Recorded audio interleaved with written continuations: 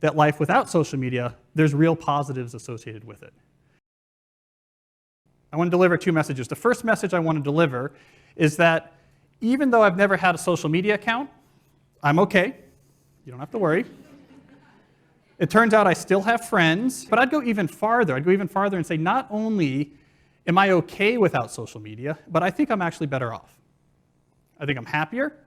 I think I find more sustainability in my life, and I think I've been more successful professionally because I don't use social media. My second goal here on stage is to try to convince more of you to believe the same thing.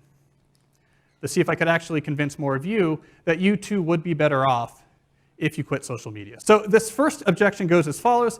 Cal, social media is one of the fundamental technologies of the 21st century. To reject social media would be an act of extreme Luddism. It would be like riding to work in a horse or using a rotary phone. I can't take such a big stance in my life. But it's better understood as this, which is to say it's a source of entertainment. It's an entertainment product. The way the technologist Jaron Lanier puts it is that these companies offer you shiny treats in exchange for minutes of your attention and bytes of your personal data, which can then be packaged up and sold. If you look a little bit closer at these technologies, it's not just that they're a source of entertainment, but they're actually a somewhat unsavory source of entertainment. Many of the major social media companies hire individuals called attention engineers who borrow principles from Las Vegas casino gambling, among other places. That is the desired use case of these products, is that you use it in an addictive fashion because that maximizes the profit that can be extracted from your attention and data. So here's the second common objection I hear when I suggest that people quit social media. The objection goes as follows. Cal, I can't quit social media because it is vital to my success in the 21st century economy. In a competitive 21st century economy, what the market values is the ability to produce things that are rare and are valuable. Well, social media use is the epitome of an easy-to-replicate activity that does not directly produce a lot of value. It's something that any 16-year-old with a smartphone can do. By definition, the market is not going to give a lot of value to those behaviors. It's instead going to reward the deep, concentrated work required to build real skills and to apply those skills to produce things like a craftsman that are rare and that are valuable. So this is the third common objection I hear. Cal, maybe I agree with you, maybe you're right, it's not a fundamental technology, maybe using social media is not at the core of my professional success, but you know what? It's harmless.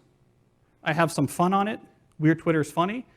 I don't even really use it that much. I'm a first adopter. It's just kind of interesting to try it out, and maybe I might miss out on something if I don't use it. What's the harm? Social media brings with it multiple, well-documented, significant harms. Social media tools are designed to be addictive. The actual desired use case of these tools is that you fragment your attention as much as possible throughout your waking hours. That's how these tools are designed to use. That if you spend large portions of your day in a state of fragmented attention, that this can permanently reduce your capacity for concentration. In other words, you could permanently reduce your capacity to do exactly the type of deep effort that we're finding to be more and more necessary.